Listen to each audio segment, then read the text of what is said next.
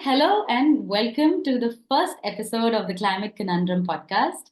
I am absolutely stoked to have our very first guest here today, meet Anoop Mahajan, a climate scientist with a PhD in atmospheric chemistry. Anoop studies the chemistry of the atmosphere with a focus on chemistry-climate interaction. That's a lot of chemistry in a sentence, but yeah, he'll explain this in a while. So this basically involves understanding atmospheric chemistry on short time scales like air pollution and long time scales through greenhouse gases and climate effects. Over the last 20 years, he's been involved in numerous projects worldwide with more than 20 field campaigns, including both polar regions and the most recent Indian scientific expedition to the Southern Ocean, which he led. More on that later in the episode. I'm very excited to ask you on that. Thank you so much, Sanika. That was quite an introduction. And yeah, you're right. A lot of chemistry, which usually just scares off people, but hopefully we'll be able to break things down and show that it's not as complicated, but extremely important. But yeah, very happy to be on this platform. It's a very nice thing that you've started. I hope that the reach is large and more people get sensitized to climate and its effects and what drives it, etc. Thank you for having me here. Thanks for being here. So I think let's start with the basics, right? Because that is the whole purpose and the point of this podcast. What even is climate change? I'd like to demystify these two terminologies because they've been thrown around a lot lately, and I think a good point is to just start with what is climate change? Right. Yeah. So definitely not an easy question to answer, but easy enough in terms of very general terms. So if you just break down the phrase climate change, what does it mean? It means there's a climate that we live in and it's changing with time. So that's fairly straightforward, right? What is changing? How is it changing? Why is it changing? Those are the big questions. And that's basically what we are working on. But when I talk about climate change, I like to go through the past because when we were young, we never really heard about climate change too much, right? It was a phrase that started coming out a little later, maybe in the 1990s. People started talking about it a little bit more. And now, obviously, you hear about it pretty much all the time. But the history of climate change actually goes back to the 1800s. So there was this researcher called Arrhenius, and any chemistry nerd knows that name extremely well because he had the famous Arrhenius equation for kinetics. But basically, he did like a thought experiment. And what he said was, okay, I know carbon dioxide absorbs radiation, so it heats up if you shine light on it. So what if the carbon dioxide levels changed? And this was in the 1800s, so 1890 something. I'm not sure about the exact date. But basically what he did was he did a very simple back of the envelope calculation saying that if you increase the amount of carbon dioxide in the atmosphere, it's going to heat up. So that's going to lead to what is known as global warming. And then, of course, people at that point were not very worried about it because the concentrations of carbon dioxide were not changing drastically. And then came along the large industrial revolution with all the new technology, which was using a lot of fossil fuel. And a byproduct of it was obviously emissions of carbon dioxide. And then people started thinking, oh, maybe this thought experiment is not only a thought experiment, it is a real experiment that's going on at a global scale. So let's try and quantify about it. So people started measuring carbon dioxide, and then they started measuring the temperature also, and trying to find out what is the correlation between the two. So initially, when we talked about climate change from a scientific point of view, it was always about global warming. That's what we thought climate change was because the physics was fairly straightforward. If you include more CO2 in your atmosphere, you would get more increases in temperature. So that was initially what people thought was climate change. And that is still very true. As you put in more greenhouse gases into the atmosphere, you heat it up. That's going to be a standard. But along with that, what are the implications of this raising of temperature? So the global warming, how does it manifest itself? It manifests itself in lots of different ways in terms of changes in rainfall, changes in sea level height, changing in weather patterns, changes across your polar regions, changes in the way which plants respond to temperature, etc.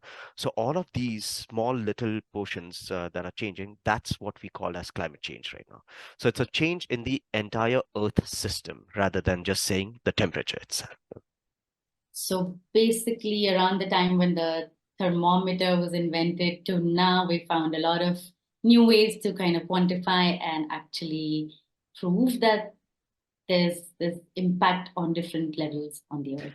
Exactly. So, yeah. So, I mean, if you just look at the thermometer, that's a very basic way of doing science, right? And that is clearly showing that the average global temperature is going up. But as we started checking many thermometers across the world, what we noticed what it was that it wasn't the same everywhere. So certain places temperatures are going up much more rapidly as compared to other places, and hence the kind of impacts it has in certain regions is going to be very different from other regions. So climate change is a more holistic view of looking at the impact of global warming rather than just saying it's not just only about temperature anymore, it's about the manifestation of the effect of temperature. Yes, thank you. Yeah. So, okay, I work in climate communications, right? And there's something that I keep hearing as a question. As silly as it may sound, I think it's a very important one to tackle. And I'd like to hear it from the horse's mouth himself. What is the difference between weather and climate? Is there a difference? And how do Right. you Yeah, so weather and climate are very intricately related, but one would say that weather is a subset of climate. So climate is something that happens on very long time scales, whereas weather is something that happens on short time scales. So the basic differentiation factor would be the amount of time involved. So climate would be if you somebody asks you what is the normal temperature in Pune in winter, you would say, yeah, usually it's around 20, 25 degrees. Yeah, that's climate. But what is the temperature today? That is weather. So short scale is always weather. And in terms of how does it change, weather changes a lot more rapidly because it's a very chaotic system. But climate changes very slowly over long, long periods of time. So traditionally, climate change used to happen over millennia. We are talking about thousands of years of changes. Unfortunately, because of the anthropogenic impacts, we are leading to change in climate in a matter of decades. So that's what we are worried about. We are not worried about climate changing because climate has always changed. It's the rate of change which leads to sudden changes in weather. So suddenly you get more cyclones, or suddenly you get very heavy rainfall, etc. Those changes in weather are associated with changes in climate, and that's what we try and understand. And from a chemist point of view, the way I think about it is weather is a physics phenomena. So physical forces control weather, but chemistry controls climate mainly because chemistry changes on a very slow time scale, and that affects physics on a slow time scale, and hence your climate changes. Oh, I love this. Yeah, this actually makes things much easier to visualize as well. Yeah. Weather is a subset of climate.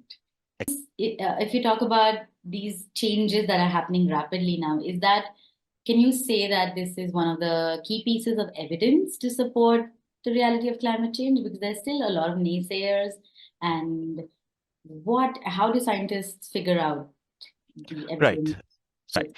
So you can start at the very basic, which is the physics. If somebody in the 1800s was able to figure this out, it's not that complicated. So if you know carbon dioxide is there, and you can do this experiment at home also. These antacid tablets that you get, if you Mhm. put it into water, what does it release? It releases carbon dioxide. Now, if you are able to capture that in a small jar and shine light at it, or you put a heater next to it, you'll immediately see that jar becomes a lot hotter than a similar jar with just air in it. And that's just pure physics. So it's a very simple experiment you can do. So in terms of saying the physics is wrong, you can't do that because you have experimental evidence on it, right? So that's the physics side of it. But climate change, as I said, is a lot more complicated as compared to just global warming, right? Climate change is changes in different components of our Earth system. And for that, we try and look for evidences. And these evidences can sometimes be related to physical entities. For example, you can go and check the amount of ice that is present in the polar regions or in the Himalayas. You can go and visually see how far the glaciers are going back as the temperature increases. So these can be very clear visual aids.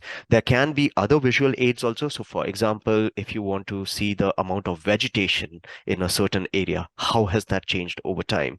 That you can identify according to climate effects. The other very easy way to check is one of the manifestations of climate change is the change in rainfall because it changes the wind patterns, etc. And that data is clearly available. And you can see, for example, in India, this is very clearly seen. The total amount of rainfall has been decreasing slightly. Yeah. Mm. And from our computer models where we simulate all these physical phenomena, we know that's because of climate change, but it's been decreasing slightly. So those numbers are there to check. Interestingly, at the same time, these heavy rain events, so what we call extreme precipitation, the number of those events has been increasing. So this is also related to climate change. So there are lots of these different types of key evidences which are available and from all different types of earth sciences. So you can observe this over the ocean also, you can observe it over land, you can observe it in the atmosphere, you can look at things in the stratosphere, troposphere, so different parts of the atmosphere itself. So all of these different pieces of evidence is that what we do is we bring them all together and then we say, is there a single phenomena which can explain it? Is there a basic driver of it? And no Right. matter how many experiments we've done, all the experiments essentially point towards global warming being the basis for this climate change. Interesting. Yeah. And this does put forth the magnanimity of the issue, like how many different scientific streams have to study this one phenomenon to sort of understand the complexity of what's going on.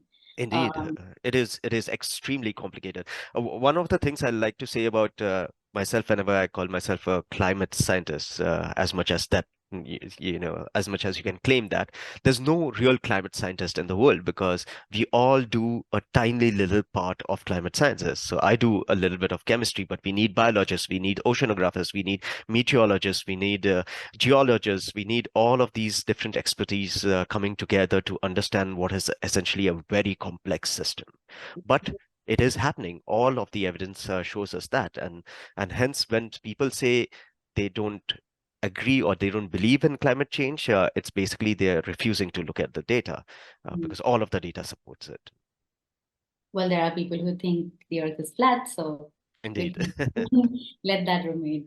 So, Anoop, there's a word which is carbon emissions that has been thrown around a lot, and there's carbon footprint, there's carbon emissions, and whatnot, right? And that seems to be the preferred metric for governments, institutions, and companies to sort of measure their efforts against climate change. Mm. But is temperature the target variable? And is that all there is? Like, what I'm trying to ask is basically, is carbon one of the only ways for us to measure the rate at which the climate is changing? Right. So, okay, the reason carbon has become so important is because it's the driver of temperature changes. So temperature change is not the primary source of the problem. The Mhm. primary source of the problem is the emissions that we are putting out into the atmosphere. Now, when you look at what is leading to a change in the temperature, there are lots of different things. There's obviously carbon dioxide, which most people have heard about. Then there's methane, which Yeah. is another very powerful greenhouse gas. There's ozone, there's aerosols, there's sulfate, there's volatile organic compounds. So the contributors it are very complex, right? But then from complexity, we have to simplify things because once you simplify things, you can bring in good policy. So what we do is we say, okay, all of these things that contribute to an increase in temperature or contribute to climate change, can we make an equivalent amount of a driver for it? And that's what we call as essentially your carbon footprint. Because basically the largest cause of climate change is essentially your carbon compounds, right? So we say everything else, let's put it in terms of equivalent amount of carbon that is being put in. And hence you can bring in policies which can control the amount of carbon that is being emitted. But yes, the idea behind this is to not just attribute the drivers of climate change, but also to identify exactly how much carbon reduction is necessary to reduce this climate change, right? Mhm. And Right. hence, it's a very, very useful metric. It's not the resultant metric; it's the driving metric. Cause. Exactly. Okay. You mentioned greenhouse gases, right? And clearly it's a plural word, so it's not one thing. Can you give a little brief about what these are and like Sure. how that ends up affecting the climate? Right. So a greenhouse gas, the reason the name came about is because when agriculture really took off on a global scale, it was very difficult to produce plants and all in the temperate regions where temperatures go pretty low. Mm-hmm. So essentially, humans found out that if you cover them with glass and don't allow the air to exchange from outside, there is something in there which leads to an increase in temperature. And in the greenhouse rooms or greenhouses, as we call them, it was basically water vapor. Water vapor itself is a very powerful greenhouse gas also. So that's basically where the name comes from. But what does it mean, right? So the meaning is these are gases which essentially act as a blanket. So what they do is the earth and the sun are continuously, there's energy coming in from the sun and it comes onto the earth. And the energy coming from the sun comes in as what we call as shortwave radiation. It's basically radiation that we can see in the visible region or in the UV region, etc. Then the earth absorbs this radiation and then re-emits quite a lot of this radiation back into space. Yeah. But now, because the temperature of the earth is much lower than the sun, the radiation it emits is much more in the red region. So it's in the infrared region, essentially. So it's a very low energy radiation, which is why we don't feel it all the time, but we feel it in terms of temperature. Now, Hmm. this infrared radiation that would usually escape into space can interact with the atmosphere as it's going out. Now, greenhouse gases, they're very good at absorbing this outgoing infrared radiation, or what we call long wave radiation. And once it absorbs the radiation, remember the basic rule of science is you cannot produce or lose energy. Energy. Conservation of Yeah. energy has to happen. So radiation, which is infrared radiation, is being taken up by these gases. So what do they convert it into? They convert it into heat, which is why the temperature increases. So greenhouse gases are nothing but gases which essentially act exactly like a blanket would. They just trap the outgoing radiation and hence increase the temperature of the earth. Interesting. So, okay, like the example that the word comes from, where the greenhouse effect to raise plants or actually have agriculture in places where it wasn't occurring Mhm. is now on a large scale hurting us. So, Exactly. It just shows that the science is strong. The physics is very simple. What scale you do that on, that depends on the kind of emissions you put out. But yeah. it's the exact same principle. So moving on, I think another little bit of confusion or point that people raise is achieving accuracy, right? In weather forecasts has always been a hit or miss Sure. situation. Yeah. And challenging is just a subtle way of putting it, Indeed. especially when you see the Indian weather conditions and the weather forecasts. It's a running joke. But then what about climate forecasting and climate dating, for example? Sure. How would we say that that is even accurate? Right. So again, I like to start always at the basic principles. What do we do when we are trying to forecast weather? What we are essentially trying to compute things like the winds. We are trying to compute things like precipitation, etc. All of these are governed by basic physical principles. Now, the first question people ask, as you rightly said, is why should we believe climate, forecasts when we can't even get weather right? Now, for that, I can give you a little history for weather forecasting. When humans started off, we did not understand most of the physical phenomena that were happening, and we did not have equations for them, even if we thought we understood it. So basically, over time, we started understanding the physics, and we created these equations. So until these equations were properly understood, how were we predicting weather? We were basically saying that, oh, last year during June, it rained an X amount. So what is the most likely amount of rain during June this year? It's going to be the same as last year. Then we said, okay, just 1 year is not good enough. So let's look at last 10 years and Mm. then take an average. So in June, your rainfall will be the average of the rainfall that you had in June for the last 10 years. This is basically known as statistical modeling, right? You look at the statistics in the past and then you model or you forecast what is going to happen right now. So very simple statistical forecasting is what we were following until very recently. The reason for that is these physical formulae, or the equations, they are very difficult to solve very quickly. and we did not have supercomputers, etc., which could solve them in the past, which Mm. is why most of the forecasting was statistical forecasting.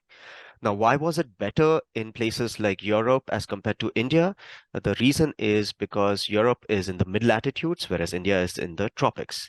In tropics, what do you have? You have a lot more solar radiation coming in, because of which you have a lot more energy. So things are a lot more chaotic as compared to More mid volatile. latitude. Mm. So forecasting weather in mid latitudes is a lot simpler than forecasting weather in the tropical regions. So that's why Indian weather forecasts were traditionally much worse than mid-latitudinal weather forecasts. It's not because the Indian Meteorological Department was sitting on So its we are still backside. facing. It's Yeah. just because it's a much more difficult problem to solve.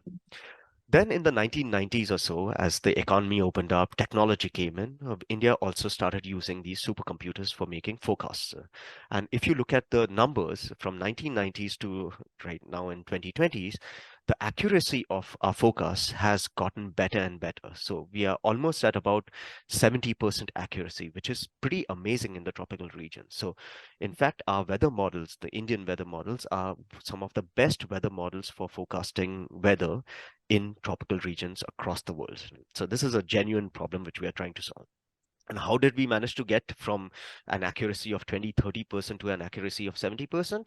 It's basically because we have included more numerical computing.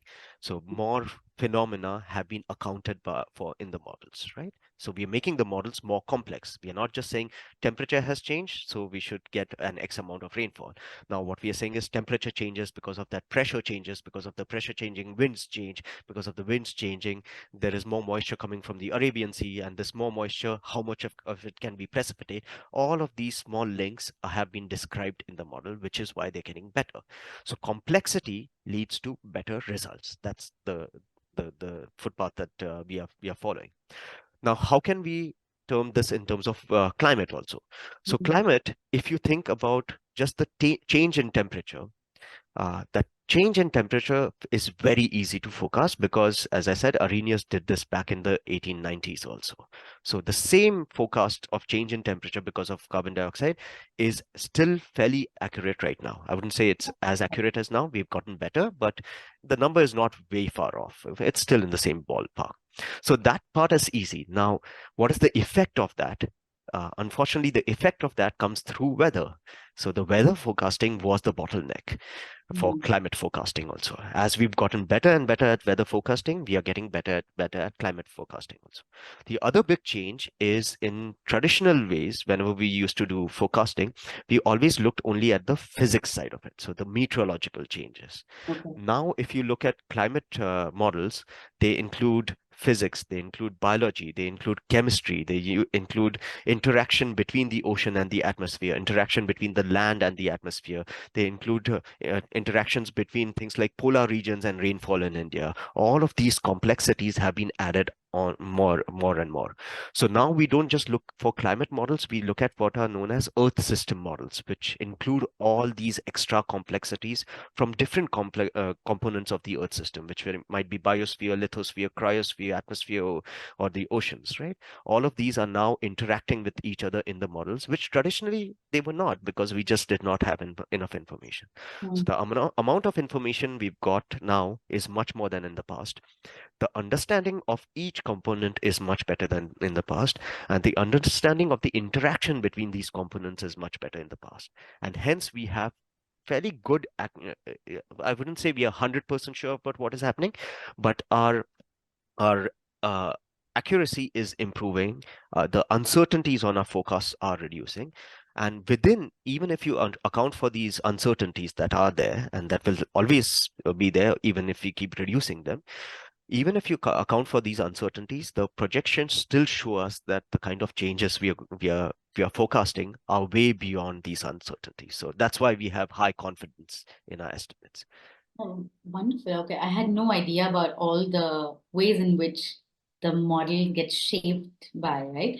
So then there's a obvious question that how often are these models updated? Who does this? And how do scientists kind of build consensus around this? Because probably someone studying these things in Europe would have a different way of looking at it just because they had more input, perhaps. Right. Sure. compared to say someone in a developing country where access to information and data or Yeah. just even satellite information is not available. Yeah. So let me answer the first part. How often do we update it? Continuously. Every single moment, there is somebody sitting and trying to improve models, right? So even now, while I'm talking to you, one of my PhD students is sitting there trying to improve a certain module. So if we want to understand more about the ocean and atmosphere exchange, and we are doing some studies around it, we are trying to put that into the model. So continuously, there are thousands of researchers across the world who are trying to improve the models, right? So it's not a monolith, it's a continuously evolving system. And at every time, whenever we make a change, we try and verify whether that change is actually correct by using observations from around the world. Mm. In terms of the differences, how do we form a consensus? How do we actually say that this is the right way forward? This is a global effort. Remember, there's not one single model. There are lots of other different models that have been created. And the reason for doing that is it gives us more confidence, saying that even the models have been developed in different ways. They might have slightly different inputs, but they can still lead to a similar answer. That basically means that we understand the underlying processes much better, right? So that's what we try and do. Differences between developed countries, I wouldn't say that is such a big issue because climate is a global thing. So we always work with global data sets. So I wouldn't just say that temperature in India is what I use as a climate scientist. Whenever I'm trying to model the globe, I have to use temperatures across the world. I have to use rainfall across the world. I have to use CO2 observations across the world.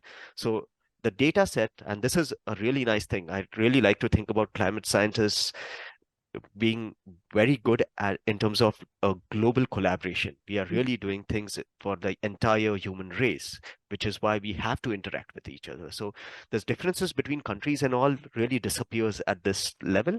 We are always talking to people from all around the world.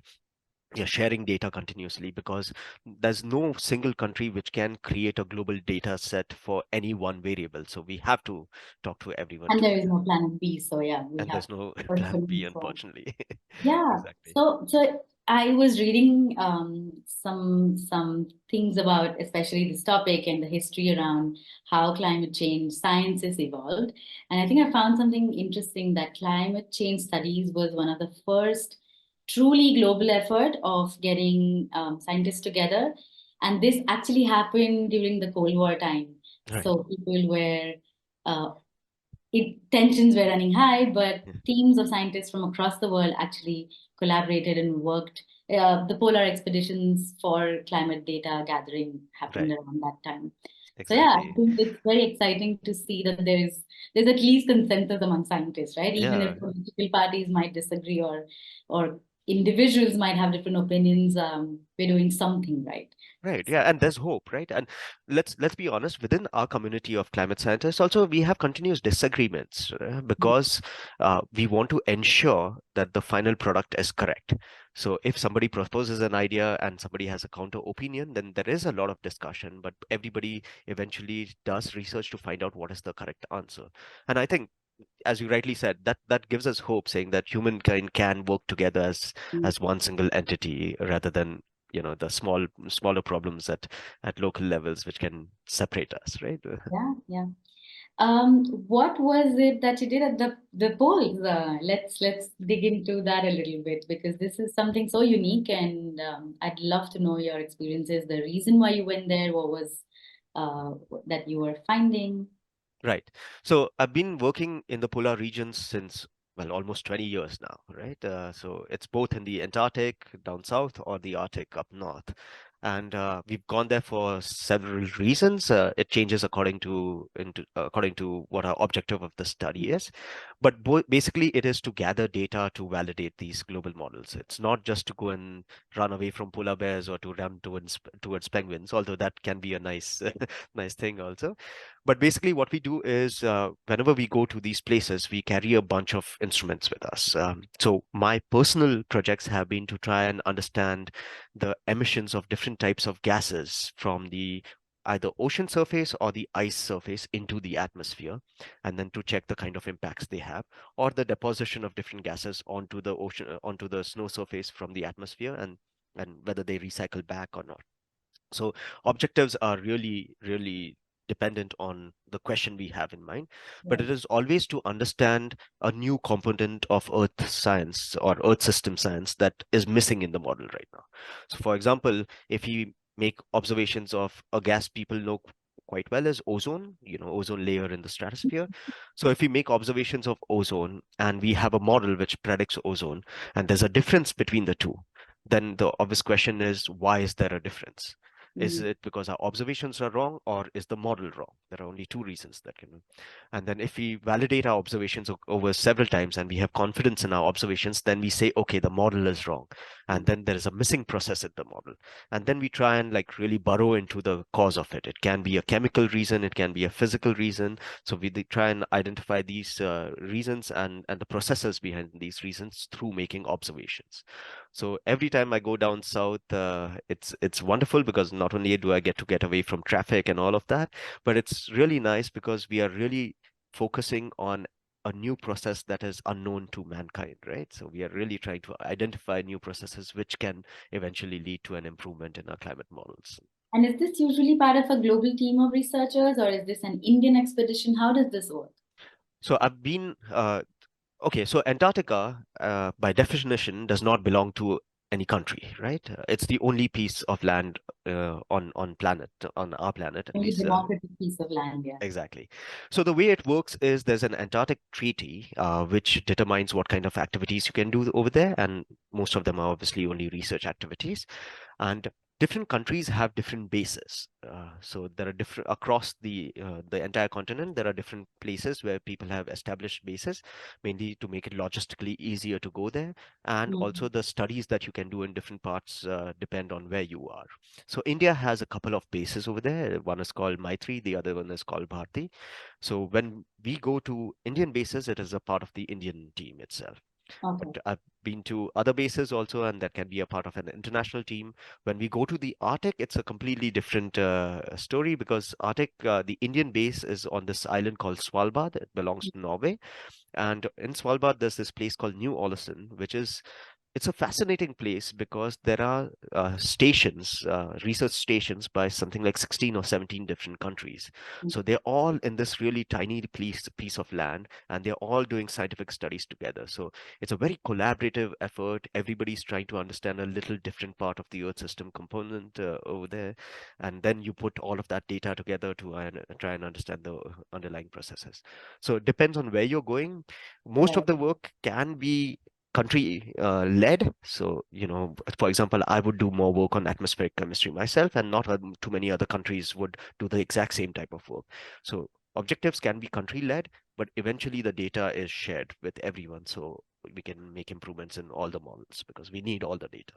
Yeah, I think, and that could be a little bit petri dish where all scientists can come Yeah. together, discuss a couple of things, Which and is it's yeah. fascinating. I really like that because uh, I mean, obviously I'm more interested in climate sciences, but maybe there's somebody doing work on ecology, on how a certain type of algae is growing in Svalbard. And when you go there and you listen to their talks, it's pretty fascinating to see. I remember last year I was there, and there was this lady from Sweden, I think she was, and she was trying to understand the anthropological impacts of polar bear numbers in on tribals in the Arctic. So it's very different from what we do, but it's fascinating to see that there are all these different types of studies going on, and we get to learn a lot more rather than just being in our own single, tiny little bubble. I'm guessing not much else to do there as well. So that's I- awesome. Yeah, I mean, lots of people have said that, but I, I, I, I don't know. I can spend a lot of time over there without getting bored because, yeah, obviously when we are there, we are working at times 16, 17 hours a day trying to collect data in these Maximize the frigid time. conditions. So it can be exhausting in terms of physicality, but also it's a beautiful place, and it's one of those things you can go and sit by the seaside and watch waves forever. It's very similar over there. It's things are changing subtly. It's a fascinating place. I remember when I was in Norway, in the northernmost part of Norway, one of the things that repeatedly was told was Svalbard is known for whaling, and that's why it even like came up as a place or a port Indeed. to sort of, yeah, so I guess there's a lot of other history to look There's a into. lot of history. In fact, the station that that India has a station in New Orleans was actually a coal mine, Yeah, and this is up in the Arctic. It just shows that humans we get are a little mindful crazy. wherever. Yeah. Went all the way up there just to mine coal and bring it back to drive our industrial revolution. And now, ironically, the same coal mining community has pivoted completely, and it is a place for doing research on climate change. So, Oh, yeah. yeah. Interconnected at its very core. Yeah.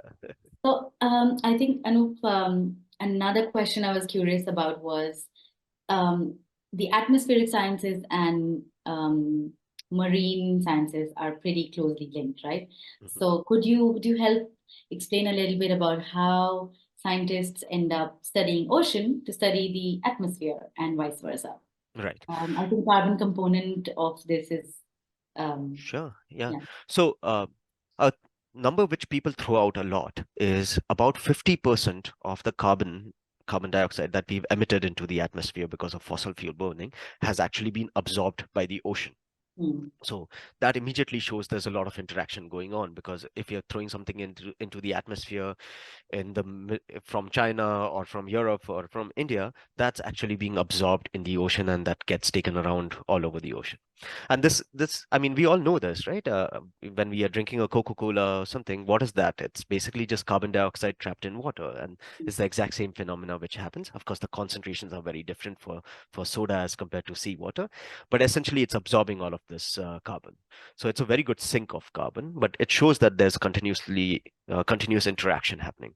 But let me give you an example of like a secondary way. So one of the compounds that I work a lot on is called dimethyl sulfide, Hmm. DMS for short. Now, basically, the idea for studying this compound came up from James Lovelock when he proposed what was known as the Gaia theory. The Gaia theory, and I'm pretty sure most of my generation at least have heard about Gaia from Captain Planet, which was a cartoon network, and was a fantastic cartoon where it showed that the Earth had this spirit which used to come out and fight for the betterment of Earth whenever polluters were trying to destroy it. Right? So the idea was the Earth is this living entity and it can take care of itself. So people started doing research on this and tried to ask, how can you reduce global warming if the temperatures is increasing and the Earth is a living entity? How can it reduce its temperature?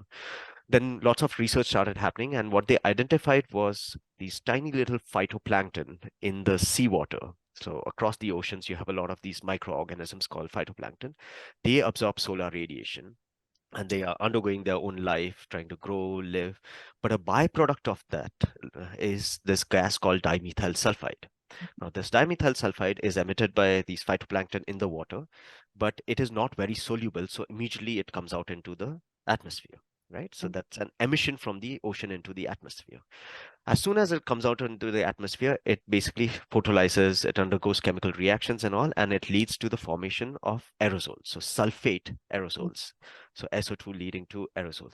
Now, these aerosols eventually grow and become clouds. So what is happening is phytoplankton in the ocean are controlling the amount of clouds in the atmosphere.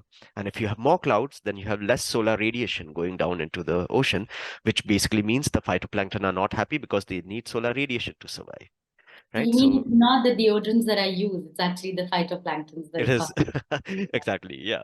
So basically, there's this feedback loop through which phytoplankton can control the amount of clouds and hence the amount of radiation coming down into the ocean. So it can control the temperature of the Earth itself, right? So there are lots of these kind of feedback mechanisms. The strength of these feedback mechanisms is unfortunately not as strong to counterbalance the amount of carbon dioxide we are putting out into the atmosphere.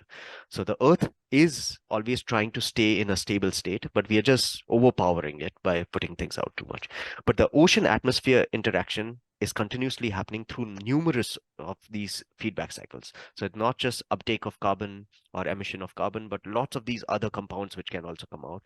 And it's not just a physical phenomena because biology plays a very important role in Of this. course, right, So right. ocean atmosphere interaction is probably the single most important thing for keeping our climate in balance.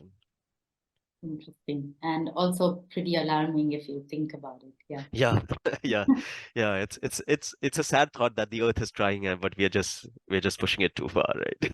But I do not want to get into the nihilistic notion on Sure. this subject because I'd like to really find the silver lining and try to explain these things to people through this. Right. And I think on that note, I'd like to know your um, sort of perspective, right? Because I think this is in the end an individual fight. So, Mm. what is your opinion on what can individuals do, or is there something that we can do as individuals Yeah. to Okay. battle this? And I think it's not a generalized question. What I'd like to know is more specifically from your expertise. Right. When you study these things, you have a deeper knowledge about it. Yeah. And then what would you say is probably the three most important things that we can do as people? Right. So, okay. Can we do something about it? The answer is 100% yes. We are causing the problem, and hence we know the solutions. And the solutions is to reduce the amount of carbon dioxide we are putting out into the atmosphere because we know that is the basic driver, which is why we focus on carbon so much. So, essentially, if we reduce our emissions, we should be able to solve this. In terms of am I optimistic about it? Am I, or just like a unhappy climate scientist, which most of us are when we think about this. Um, Things are going to get worse until they get better. I think that's the easiest way I can put it, mainly because we still haven't started reducing the emissions as much as we need to. So things are definitely going to be a little worse in terms of climate change, but people have woken up and they do see that this is happening. So slowly there is behavioral change that's happening. Technology is playing a very big role, especially in terms of how we create energy from our surroundings. Mm. That's changing. So that dependence on fossil fuel 100% needs to go away for us to go back into a stable climate, right? So that is happening. My personal feeling is we are looking at this change in terms of 50 years to 100 years. So the next couple of generations are really going to see some ill effects of climate change as compared to our generation also. But after that, things will definitely start getting better. What can you do How as an individual? Sorry, Yeah. just before you move on to the individual level, what do you mean when you say things are going to get better? Is it because of the actions that we are going to do now till in the near future? Is that going to impact it, or is it just the Earth's mechanism to like? No, so Earth's mechanism will always it will reach an equilibrium, right? So if the temperature is higher by 4 degrees, 5 degrees, then it will be an equilibrium for that. But that equilibrium essentially means more storms, it means more rainfall, etc. So from the Earth's point of view, it's not a bad thing. It's really bad for the ecosystems because the ecosystems haven't adapted to that kind of a world. So what I mean by things will get better is in terms of the kind of efforts we put in. So the reduction in emissions is what is going to lead to things getting a little better a few generations down the line. Unfortunately, it's not the Earth that's going to remove everything very soon because the lifetime of these compounds is pretty high. So, for example, the lifetime, which is the amount of time something can survive in the atmosphere, for carbon dioxide is 100 years. So every little bit of carbon dioxide we put out into the atmosphere is going to be there for about 100 years before it gets taken out. So if we are just talking about Earth managing to remove it, we have to wait for several generations rather than just one or two generations. But yeah, so I think our emissions are definitely going to reduce, which is going to be reducing the impacts of things in the future. Uh, in terms of individual things, what are the things you can do? If you want to just reduce your personal carbon footprint, then there are lots of these numbers available online that you can go check up. But the top two things you can do is one, don't have as many children because every single individual on Earth is going to have their own carbon footprint. So that's a large carbon footprint you would reduce. I know that can be a social issue, so you got to be careful when you ask Another people to. episode for that. Exactly.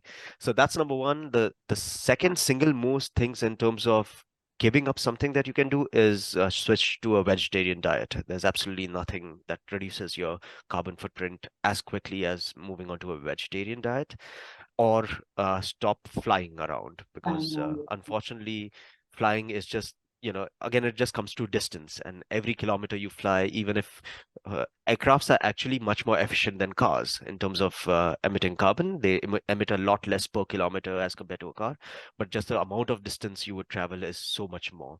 So flying is a big thing that you can avoid. And then the common things like, try and go on foot or by bicycle as much as you can. Don't consume things as much. Those are common things.